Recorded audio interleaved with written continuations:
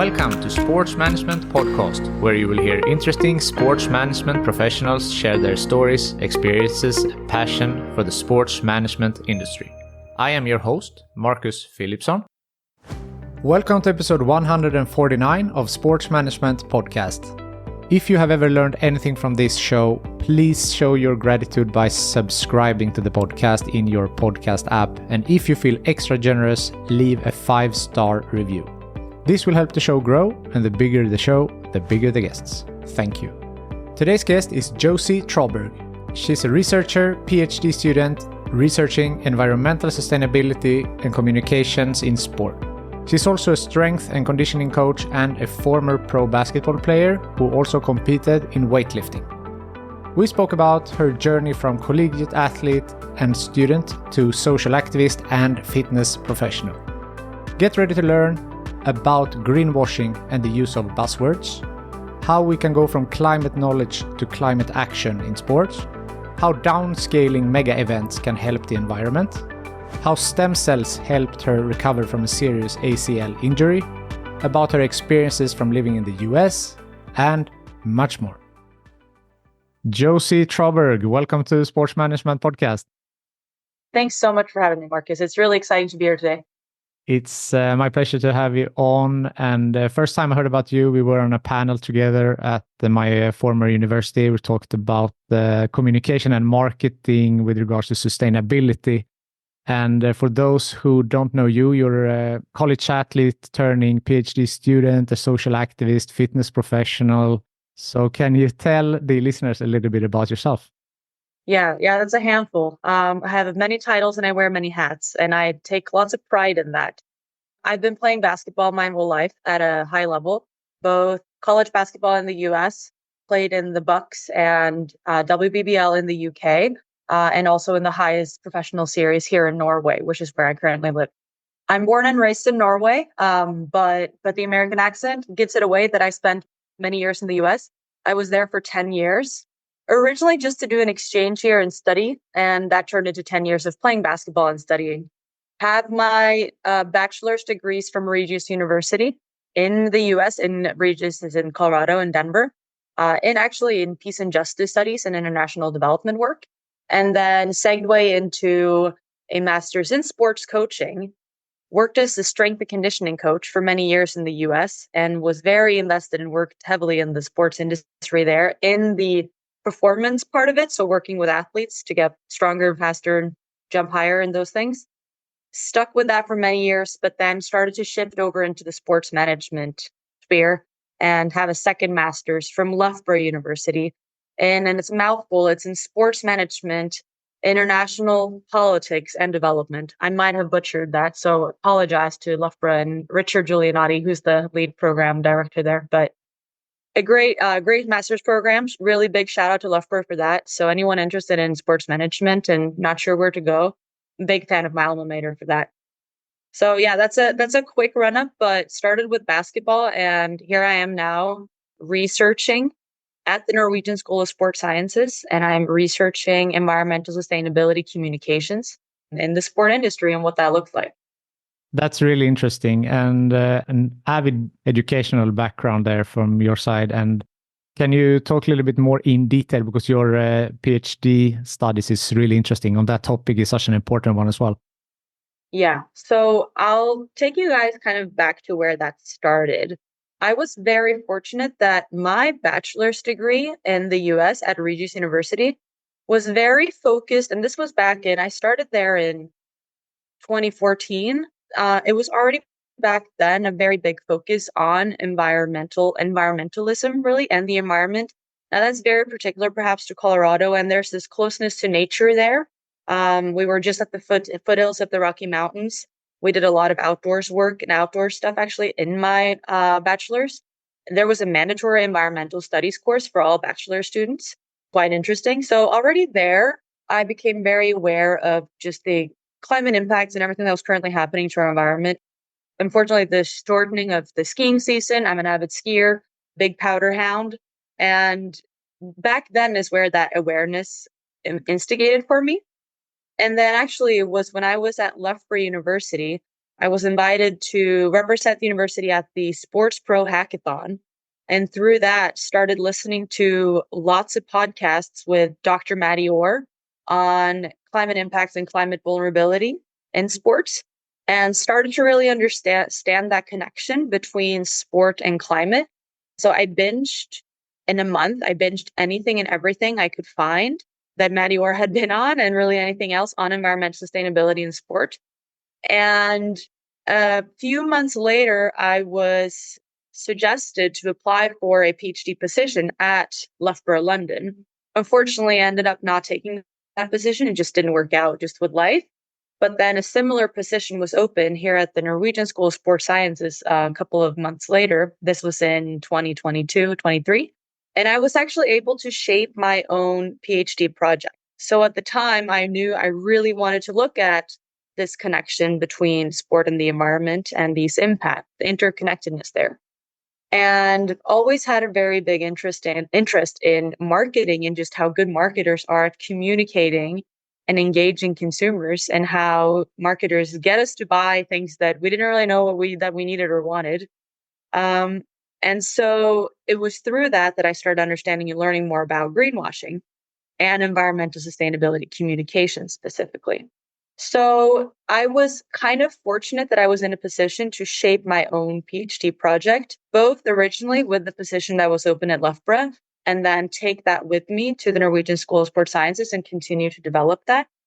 And through that came a research project that now looks at environmental sustainability communication in the sport industry, that raises the question of how sport organizations, now particularly like for-profit big organizations, how they should communicate about environmental sustainability in an ethical way, so that we're not misleading consumers that fortunately, unfortunately, sport marketers can be quite good at, or marketers in general. So that's kind of how that project came to be. It was through a very early interest in the connection with sport and the environment. And then greenwashing just honestly being very much in the wind and wanting to take that and run with it because it's very current and pressing. And we'll see a lot of impacts on these ethical sustainability communication trends going forward, I'm foreshadowing. And so I was just fortunate that I could kind of hop on that early and take it and shape it. So yeah, obviously there will be, stay tuned for more research now coming out, but that's kind of how that project came to be. Interesting. And I will stay tuned for sure. And you mentioned greenwashing there a couple of times. So can you just break down that word or words for those who might not know what that means exactly? Yeah. So greenwashing started becoming a term that was used in the 1990s, typically in corporate language, and looking at what big corporations that were trying to engage a platform of corporate social responsibility, what they were doing to communicate sustainability initiatives, typically then environmental sustainability initiatives. So it started with this trend of big corporations having pressure from external stakeholders. So it could be businesses or it could be consumers that wanted to see these corporations not just push for obviously making their profits, but actually taking responsibility outside of return on investment and making profits. So it started out as something that corporations just felt they needed to do, that is communicate about, the environment, making sure that they didn't have excessive emissions and that they weren't using toxics in their production lines and so forth. And the same way that they weren't harming local populations or people or animals in that sense to our natural environments in their production. And it started actually then as something that just felt as an obligation for a lot of corporations to take on this environmental sustainability platform, if you will, and communicate about that. Typically then in CRS reports, that's where it was isolated to. But there was then this misalignment between this CSR communicating about green initiatives or what these firms were doing for the environment, and then what was actually happening. So this misalignment between then environmental sustainability action, really lack thereof, but then really big communication about it and kind of just boasting and promoting this green profile, that is then what became labeled as greenwashing. Now, so that's the long history of where it kind of came from, but it was originally coined I believe it was 1989 by Jay Westerveld, who's an environmentalist. And he was in a hotel room or in a hotel and saw this little note about encouraging hotel guests to reuse their towels. And while this note was targeted and saying that, hey, you should reuse your towels because it's good for the environment, he kind of looked past that and realized this is the hotel's efforts of trying to reduce costs of laundry and costs of staff having to do this laundry. So if they can get the guests and visitors to reuse their towels more times, then they're reducing costs. So he looked at this as greenwashing because they were using this claim that, hey, take care of the environment, use less water, make sure you're reusing your towels, don't be wasteful as a consumer. But really, it was just the business way of reducing costs. So that was the original or the initial way that we looked at greenwashing, was this misleading of consumers. In this case, encouraging allegedly environmental sustainability behavior, but businesses, or in this case, the hotel industry, benefiting of this behavior, this sustainability behavior, in a very different way than what the consumer believes they're engaging with. So the key here with greenwashing is this misleading of consumers in very often in a non-ethical way. And of course, and I'm sure we'll get into it later, there is, of course, both intentional and unintentional greenwashing. So some organizations, of course, mean well in what they communicate, but others, there's a clear agenda that it's easier to communicate environmental sustainability, and it's kind of an expectation. So they just do that rather than actually engaging in genuine environmental sustainability efforts. But cannot two things be true at once? It can be good for the environment and for the hotel's finances in this case. Does that necessarily mean that it's bad to have this type of marketing or communication? That's a really great question. And I would say, yes, I agree. And the way that now in more modern times, companies is using this and leveraging this to investors and stakeholders is they're using the triple bottom line terms. And the triple bottom line is people, planet, and profit. So through this triple bottom line ideology, you can, as a business, you can exist and you can make a profit selling your product or service or whatever it is. But at the same time, take care of people, or like the social aspects of the business and beyond. And thirdly, also make sure you're taking care of the planet or the environment in terms of reducing your impacts. And again, back to emissions and any kind, that what that looks like. So it's for modern day businesses, we're talking more about the triple bottom line or ESG, environmental, social, and government aspects. So yes, you can do both. Or in this case, what triple bottom line kind of says is you can do all three.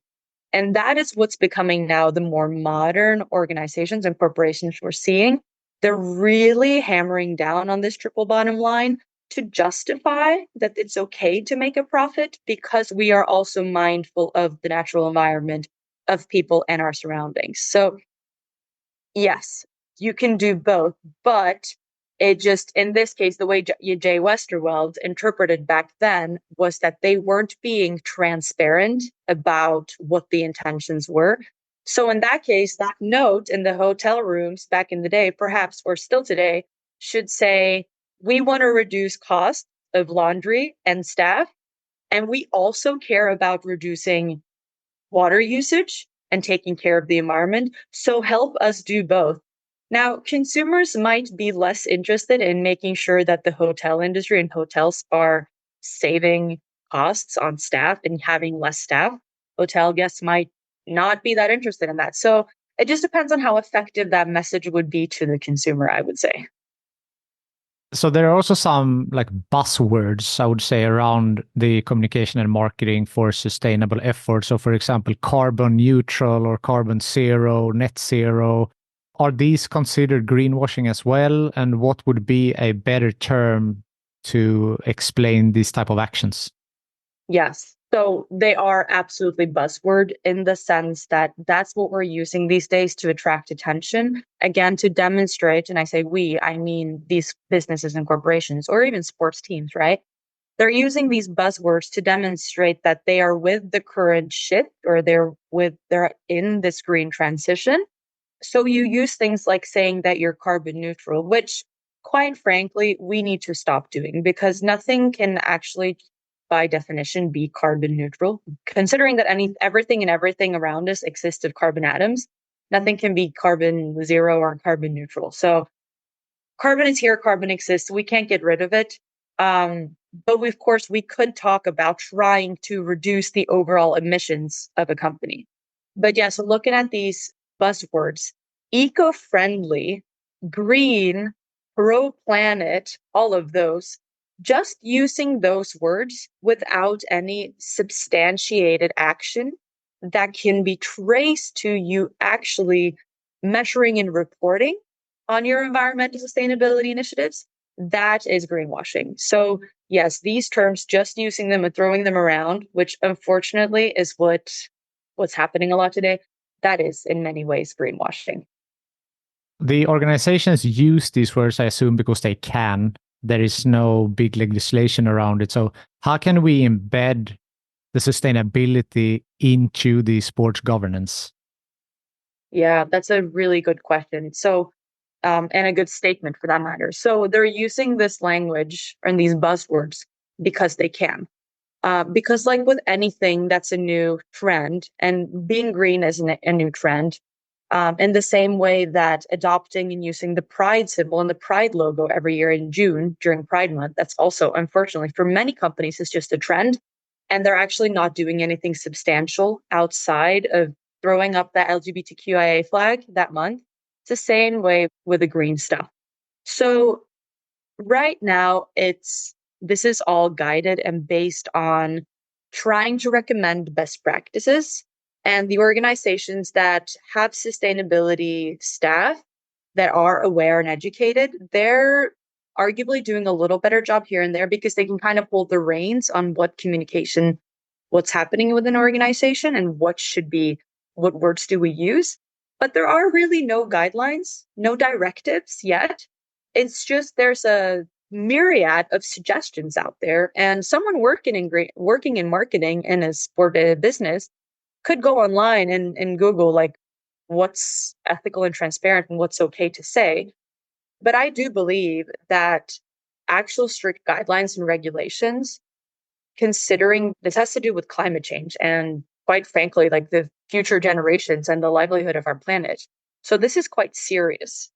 And so with that, I believe that it would be right to impose some stricter guidelines and regulations. Now, in the US, it's the Federal Trade Commission, the FTC, that regulates environmental sustainability claims that are substantiated. So they will take businesses, including sports. Nike and Adidas have been in court many times now.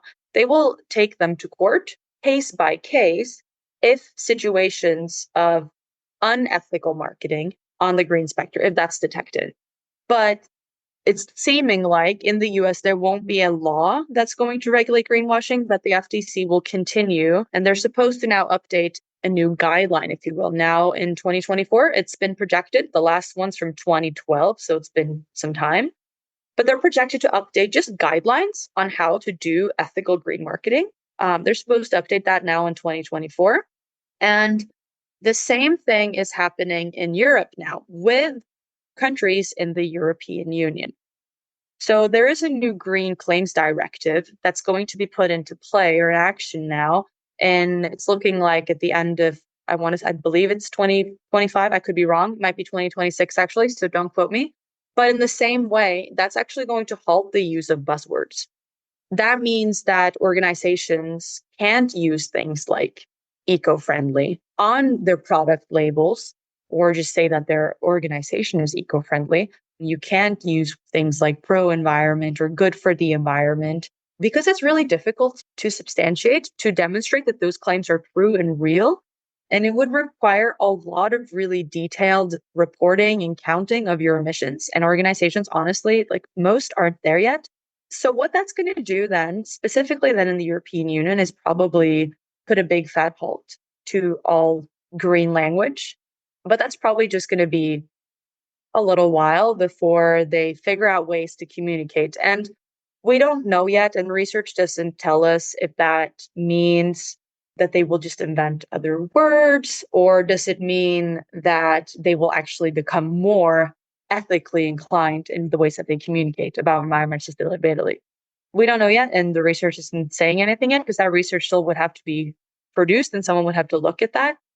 But to answer this question then about like these buzzwords, there definitely needs to be either, of course, more education and raising more awareness, but perhaps also some guardrails on what you can or shouldn't say and like what's borderline or what's okay, essentially.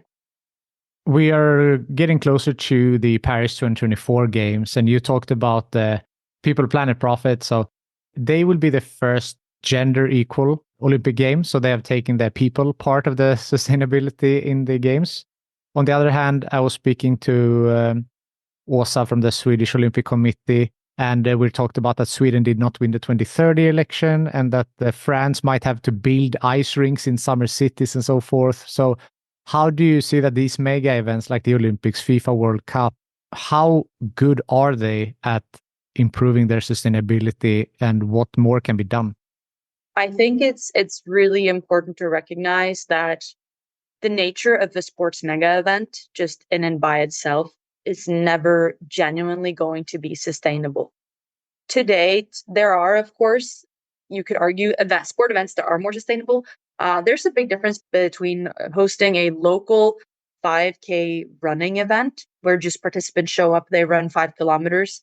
There's no, everyone picks up their waste and you leave. Of course, you're making an impact on the natural environment in which you're running on. And if you traveled to the event by car or, carbon emitting vehicles, but there's, of course, that's a small event. Now, if you look at these sports mega events with all the workings around them, it's not realistic to address them perhaps as sustainable in that sense.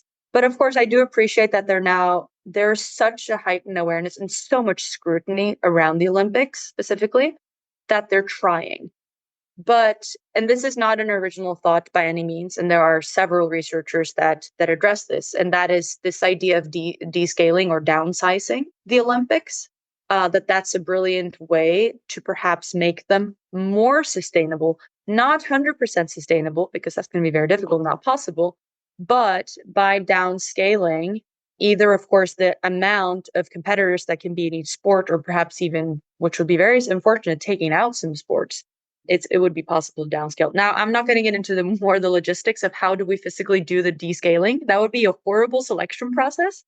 But yes, just the thought of, first of all, just building ice rinks in France, or building more ice rinks, and the amount of electricity and water usage needed, the resources needed to sustain an ice rink there. It's challenging. Of course, they have ice rinks in France. Do they need more? Absolutely not. And that's actually the really great thing about the Paris Olympics, is that they have done a phenomenal job of reusing facilities.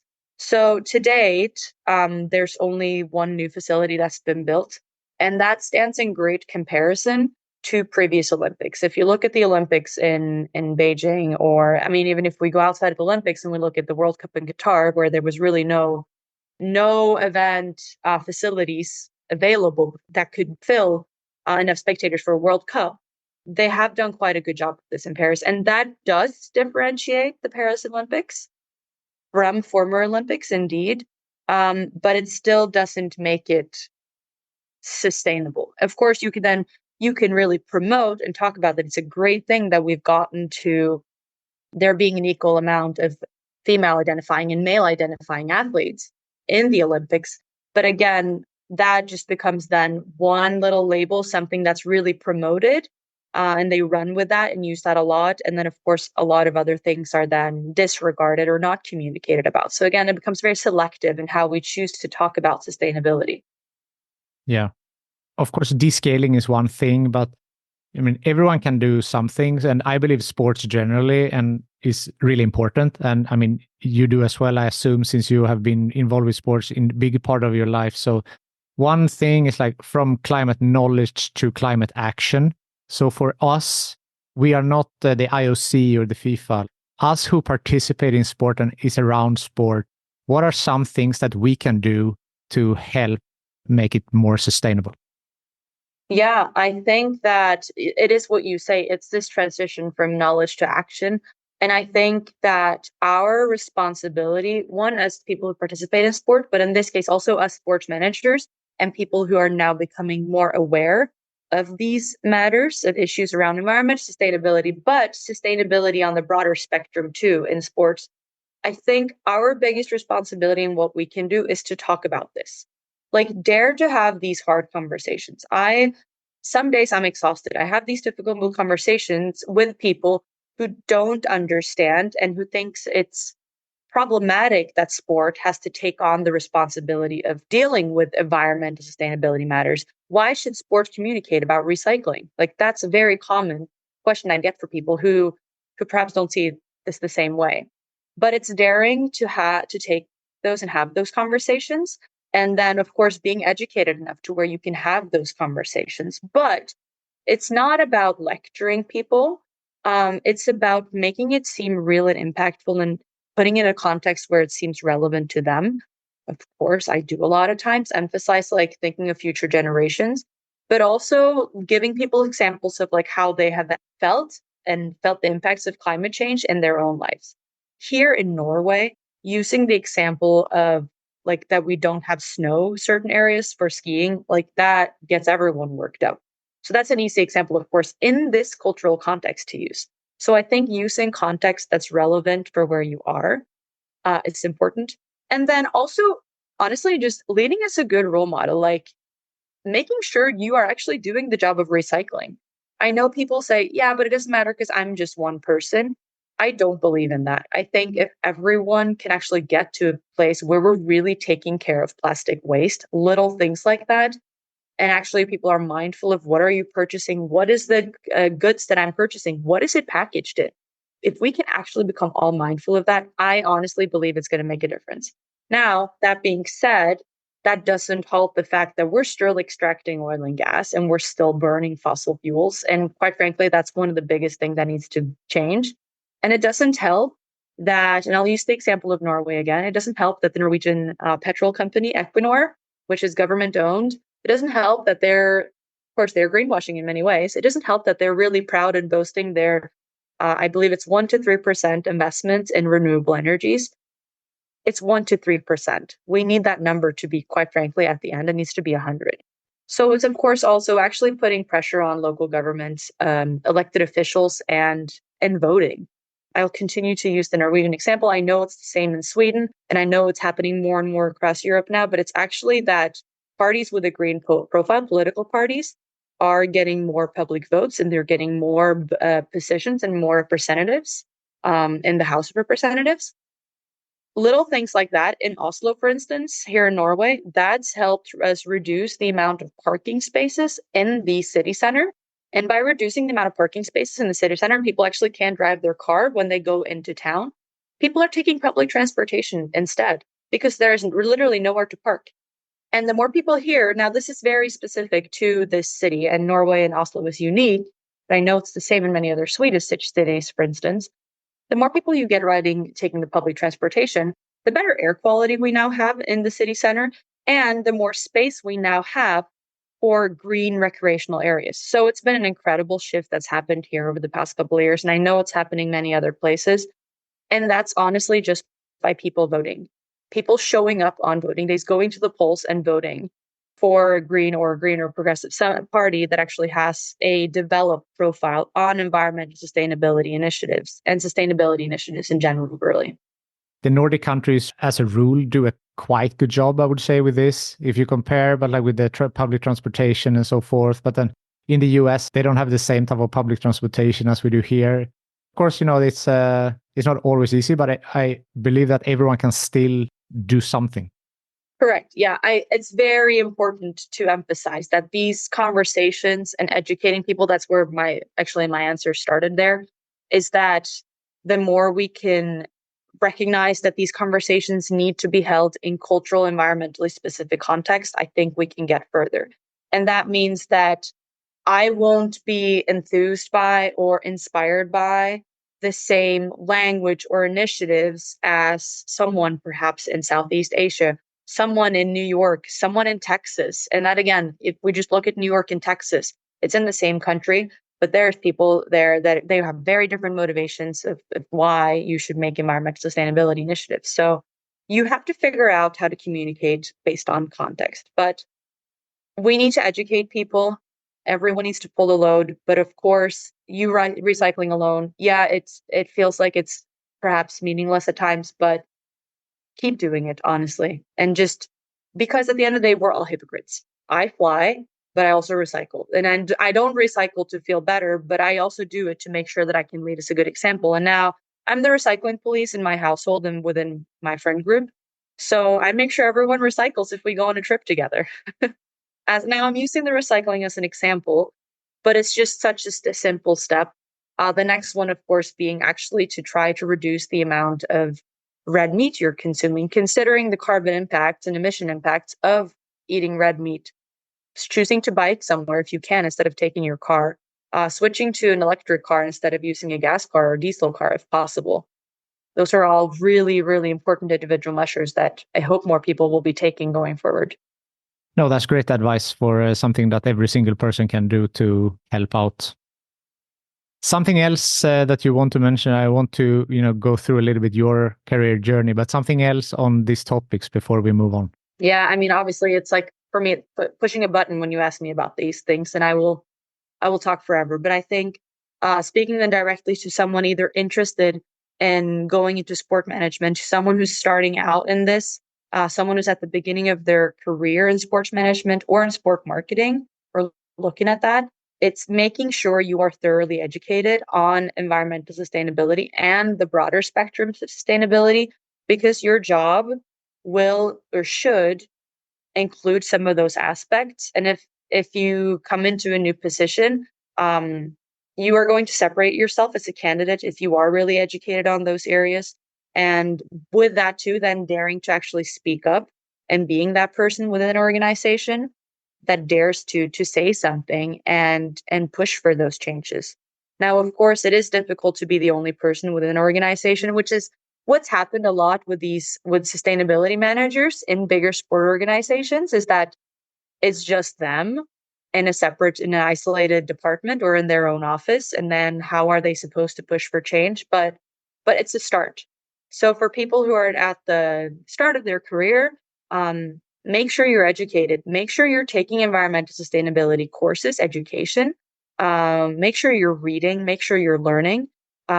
Because we need sport managers who are good at this. Otherwise, we can't use the global leverage of sport going forward to really drive this change. So yeah, education is key. That's my last takeaway on that, I'd say. I like that. So you are a dual athlete. You have played basketball and weightlifting professionally as well. So how did your interest for sports start in the first place? Yeah, I have been active my whole life, but I did start out as a kid. I was rather chubby, so I was good in football or soccer because I could play it forward and just take the ball really hard, and I was like running into a brick wall if you ran into me. But then I got really interested in running, so I would run a lot with my parents. And then when I think I was 14 or 15, I realized that this was with basketball, if you stay in the gym and you work a little extra and you work longer than everyone else, you actually become better than them. So I was the first to arrive and the last to leave, and that still stays with me today in sports. I did a lot of horseback riding growing up as well. And when I was 15, it was between, do I keep riding and spend my whole life and my family's money, for that matter, on horseback riding and competing, which is really, really, talk about sustainability, not sustainable in many ways, or do I get a new pair of basketball shoes? And it ended on me getting a new pair of basketball shoes. Worked really hard. This was the summer when I was turning 15 or 16. Was selected for the U16 national team. Fun fact, played for the Norwegian national team with a Swedish passport. So that was fun. Later for the U18s, had to change to Norwegian passport naturally. But then basketball became my main sport at the age of 15. And then when I was 16, I was going to do an exchange here in the US to continue to play basketball. I went to a boarding school in Connecticut. The purpose was to be a little more challenged with education, but also then to be challenged athletically. And while I was at this boarding school, I was recruited to IMG Academy, which is a massive sports academy that I'm sure many of the listeners have heard of, massive sports academy in Bradenton, Florida, in the US. And I was a student athlete at IMG Academy then for 3 years, and then stayed on an extra year after I was done as a student to work on developing some parts of their actually recruitment for student athletes before I went on to college. But during my time at IMG, and I will just say it's for anyone who doesn't know what it is, I would say it's a Disney World for athletes. And as a student athlete, it's a one-stop shop for everything performance related, staff, and anything and everything you could dream of to become the best possible version of yourself as an athlete and beyond. I accredit IMG Academy for the person I am today because of the staff and the people that that I was surrounded with, the values that were ingrained in me, the work ethic, but perhaps also this American and international atmosphere of where it was okay and it was celebrated to be good. I grew up in Norway, and in Scandinavian countries, we have this law of Jante, which is this unwritten law in society that you're not supposed to believe that you're better than anyone or think or say that.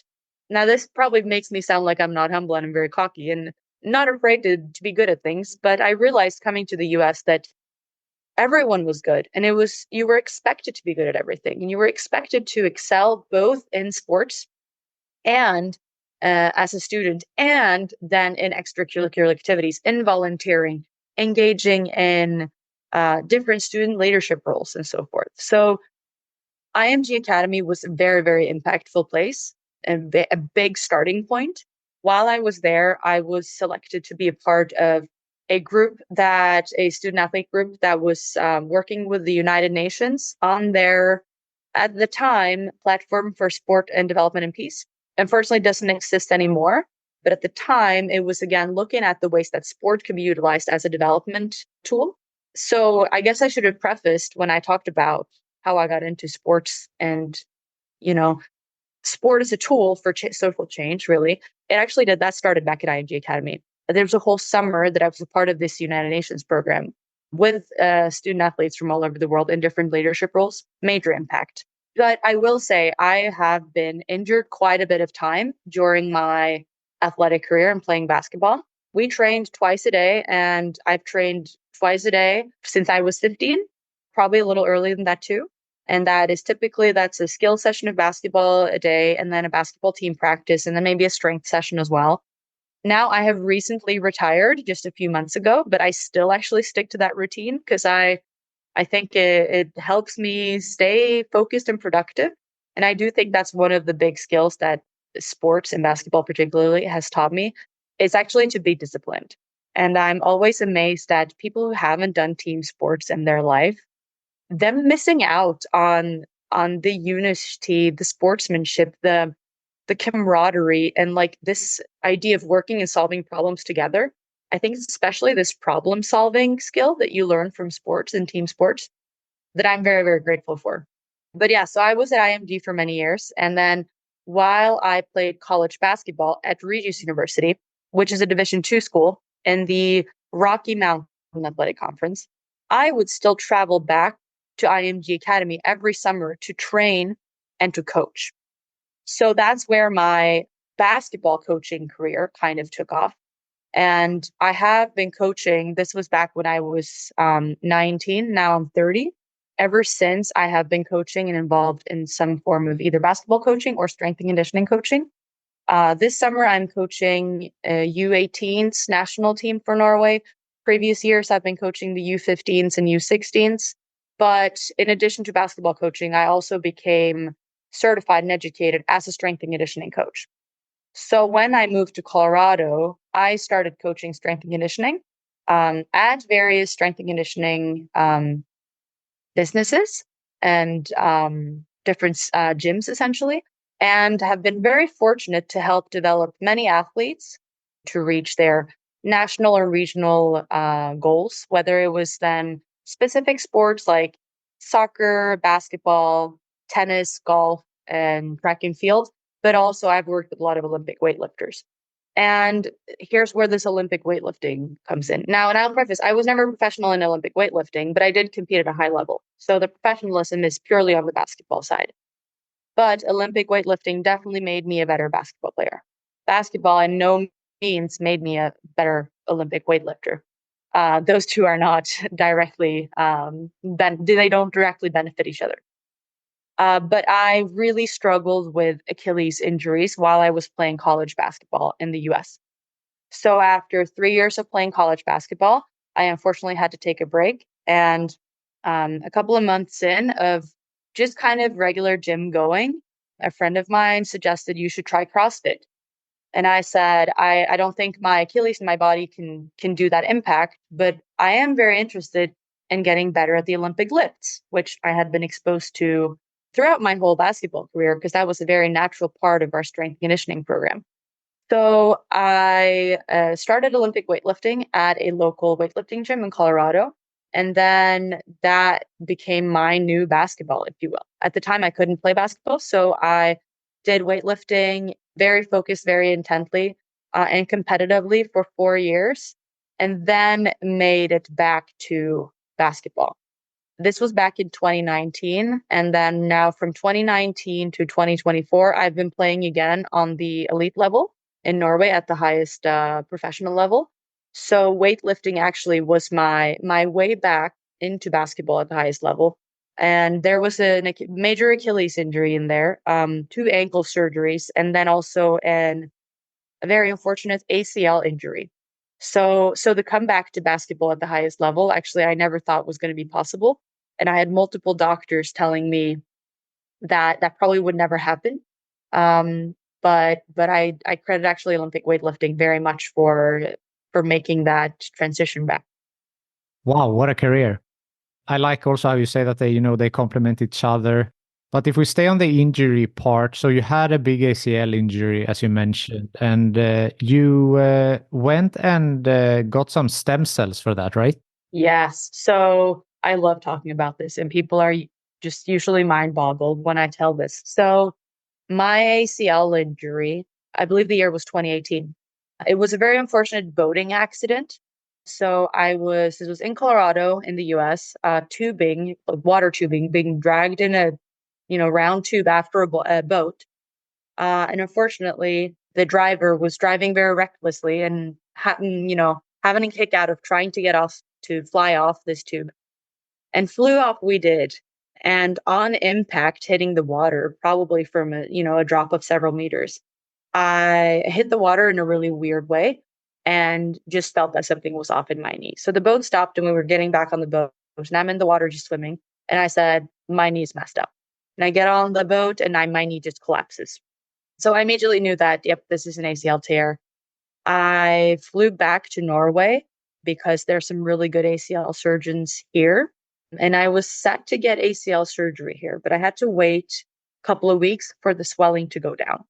Now, in the meanwhile, the restless soul that I am, I didn't want to sit around here in Norway and waiting for this ACL surgery. So I went back to the US to continue working.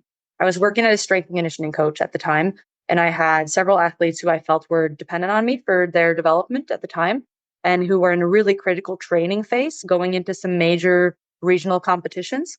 And so I didn't want to just drop them just because I was waiting for an ACL surgery. So I went back to the US, and just by coincidence, it turned out that one of the members at this performance facility was a doctor working with stem cell surgeries and using stem cells as a treatment method to heal broken ligaments, tendons, muscles, and so forth. So he had a look at my MRI pictures and said, hey, I actually think we should try solving this with stem cells. So I talked to the surgeons back here in Norway who said, you're crazy. There's no research on this. Everything has to be backed by research for doctors to approve something. There's no research. You're just crazy for doing this, but good luck. So I went and got my ACL treatment on this grade 3 torn ACL ligament and MCL. 3 weeks later, was walking fine, still in a brace. 8 weeks later running, which you do not do on a regular ACL surgery.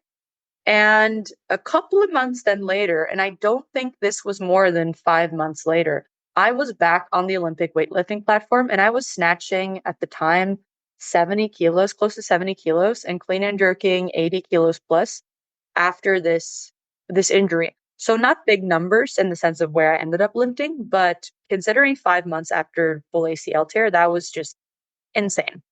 Never had any issues with my ACL since, knock on wood. And I think that if I would have had the ACL surgery, I would have never returned to sport. I would have probably struggled the rest of my life with mechanical issues. I speak from experience from having had 2 reconstructed ankle surgeries. So now, of course, stem cell treatment is not easily accessible. It's heavily regulated and it's not perhaps not even very legal some places. But for anyone who does have access to that, I obviously highly recommend looking into it. And I do also, I for sure, 100%, this will be the future of regenerative medicine.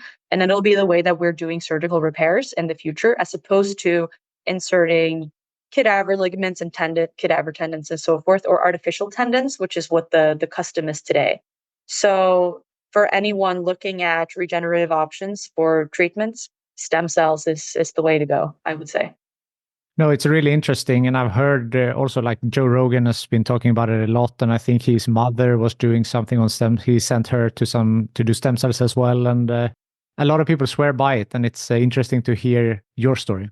Yeah, and in this case, I did a mix of both stem cells, which is then just to clarify for the listeners too. Stem cells are cells extracted from your bone marrow in your back in this case, and they can be used. You can actually also use embryonic stem cells, which is definitely not legal in the US or in Europe for that matter. I believe people actually go to the Cayman Islands to do that. So embryonic stem cells is stem cells taken out of embryos, but you can use your own stem cells from your own bone marrow. And stem cells are unspecified cells in the same sense that they can regenerate or shift to becoming the specified cell you need them to be, such as a cell that's a ligament or a tendon. So in this case, when they inject them, the stem cells into a wounded area, in this case in my ACL, what happens is that the stem cell recognizes that, oh, here's something this is not the way it's supposed to be. And that stem cell then specifies and becomes tendon structures eventually. I had a mix of stem cells and then also PRP. And PRP is just platelet-rich plasma, which is just using your own blood plates, your own blood. This just extracting your own blood. This is obviously done also in a doctor's office. They spin your blood so that you can separate the liquids of your blood and then the red blood plates. And then they re-inject the red blood plates, which also then in a way they're not in the same level, as you will say, as stem cells, but they can still be utilized in a combination. And I know PRP treatments are gaining extensive attention as well. I'm sure Joe Rogan has talked about that as well. But I get PRP injections in multiple joints several times a year, and it's really making a difference. Stem cells aren't accessible to me here. If I could, I would get stem cells injected in any joint. I could as well, really. So if someone is, thinking about it, I think it's important to say that, like, do your research and do that. I don't know anything about it, but it's very interesting to hear your experience. Yeah, and I was quite early on. This is 10 years ago. Sorry, no, it's not 10 years ago. It's about 6-7 years ago now. So a lot has happened in that time, but I'm still in contact with the doctors that did my treatment. So I follow them and their work quite closely. But it is definitely do your research. And if there's any one of the listeners who ever needs or wants guidance on recommendations on how to go about approaching stem cells for regenerative purposes, I'm happy to share and discuss with them as well. You credited team sports before for many things. So what do you think that you have learned from team sports that you use now in your work and maybe also in your research? Wow. Yeah, it's a really, really good question.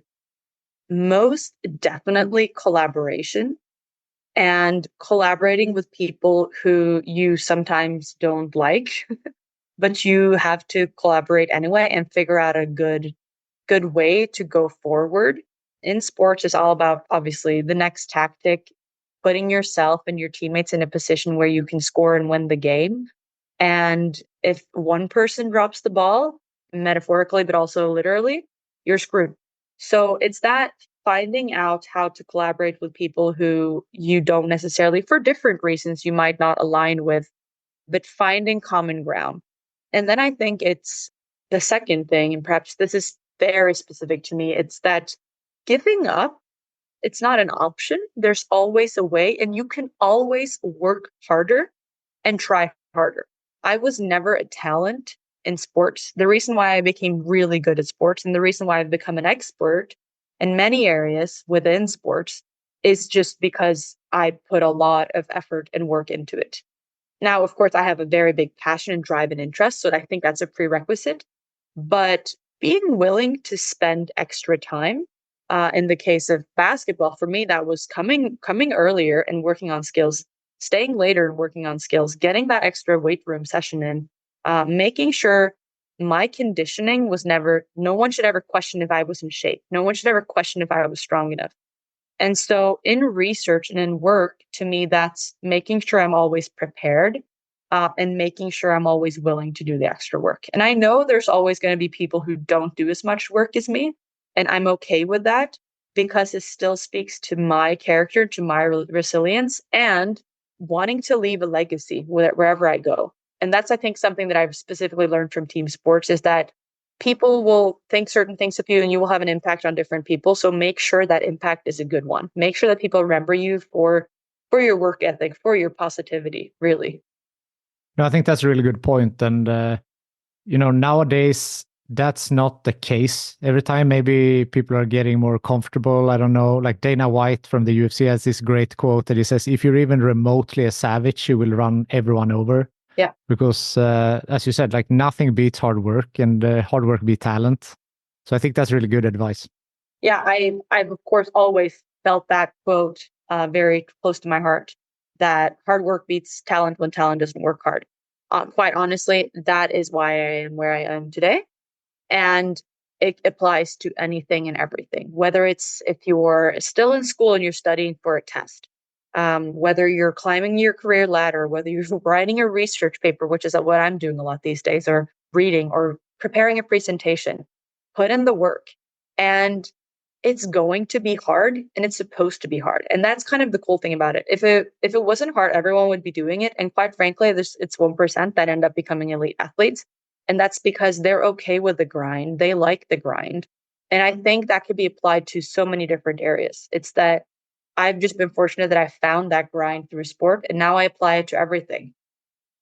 Injuries apart, has there been any other bumps on the road or challenges in your career? And if so, how did you overcome them?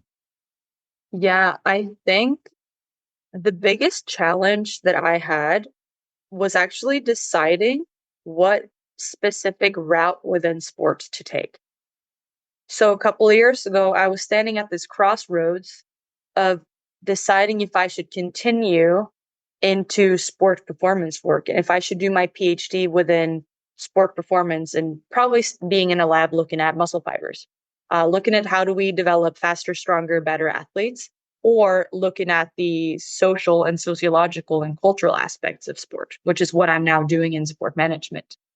And I've stood at this crossroads of trying to decide what path do I take many times. And it's actually been a major roadblock earlier in my career because I wasn't willing to decide on what path to take. So I ended up doing both, or all three, or all four options, whatever that might be. An example will be being a leader of a major student club while at university, while at the same time playing college basketball, but at the same time being a leader working in the wellness and recreation center, while at the same time being a great student. So my point is, trying to be good at all those things, of course, it requires a lot of effort and energy, and I would then have to deselect other things. And I'm happy that I diversified and did so many things so long because it ended me in the perfect place now at the age of 30. But it was also a roadblock because perhaps if I would have selected one path earlier, I would have been even better or more skilled or more of an expert already, making a bigger impact and sharing that knowledge even more. I'm sure I will. It'll just take more time. But quite honestly, having so many options has been a roadblock. So I guess out of that comes for other people and people who are now at the start of their careers is to really think about, where are you going to be the most happy? Where are you going to make an impact that you feel matters, not an impact that you think is cool or that you think other people perceive as cool. So I think for a long time, I thought it was cool to work in strength and conditioning, because now I love coaching, so don't get me wrong, but I thought it was so cool to have that firsthand impact on making other athletes the best that they could be, so that they could go to Olympics, because the Olympics is the highest prestige. And I still think that I would do a really great job if I would have chosen that career path and stayed in strength and conditioning. But who are you doing it for? Are you doing it for yourself, or are you doing it because other people think then you're cool?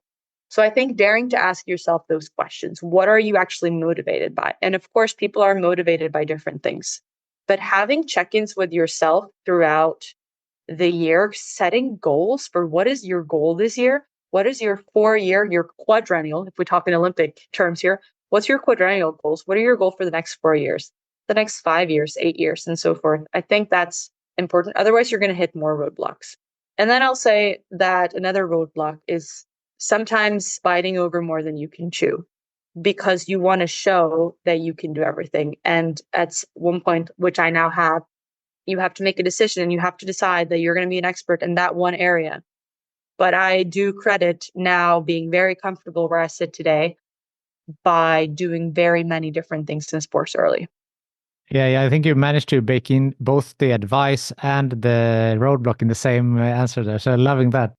You are a specialist, but you're also kind of a generalist, because you have a very wide range of knowledge. So personally, like, I would consider myself more a generalist than a specialist in a field. So, and I feel like, as we said with sport, like, you should do many sports growing up to get this diverse knowledge. And I think the same applies for education, that try to keep it as open as possible as long as you can before you start specializing. Exactly. I very much agree. And yeah, that's why it becomes almost a blessing and a curse. But yeah, it's literally what we say in sports: diversification versus early specialization. If you can keep diversifying, we see that now with a lot of, especially track and field athletes coming out of Norway, is that we have this diversification profile or approach, as opposed to specializing kids too early in sports. Stay diverse if you can, as long as possible. It's going to help you. For sure. Is there something I haven't asked you yet that you feel is important to mention?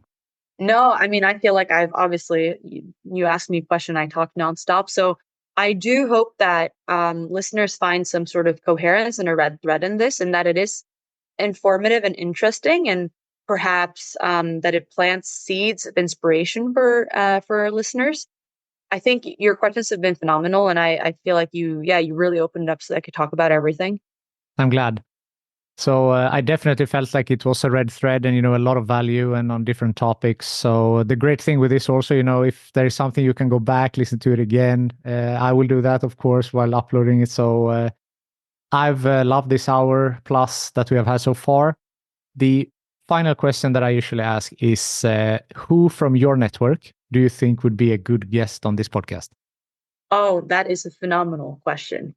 I think from my network, someone who's working in perhaps similar areas of research than I am, but still looking at different impacts of environmental sustainability in sport. That's Benjamin Mole, who's at Loughborough University in London. He does have a competing podcast to you, although his podcast is only about sustainability. It's called Sustaining Sport, and I hope I said that right. But his name is Benjamin Mole. He's from South Africa, and incredibly bright, smart. You learn so much by listening to him. Very critical indeed about the impacts of climate in sport and how sport should respond. But definitely opinions worth listening to. So very much recommend having him on if you can. Yeah, for sure. And you mentioned the competing podcast. I don't really see it that way. Like, I see it as, you can have both. It's like a TV series. If you watch something on Netflix, doesn't mean you can't watch something else. No, I guess that's a good point. Yeah, so like for me, the more the merrier. So I'll be happy to talk to Benjamin and, promote his podcast as well. Good. And I'm sure he'll promote yours too. Yeah, for sure. Great tip. Thank you. Josie, thank you so much for taking the time to be on Sports Management Podcast. It's been such a pleasure. I really hope the listeners got something out of hearing about this long and odd journey. I hope it can serve as an inspiration in some way. For sure. Thank you. Thank you so much for having me. Thank you for listening to the Sports Management Podcast. Please hit the subscribe button so you don't miss out on any upcoming episodes. Also, feel free to leave a comment about what you thought about this episode. If you want to get in contact with me, send an email to sportsmpodcast@gmail.com or hit me up on Facebook, Twitter, or Instagram @sportsmpodcast.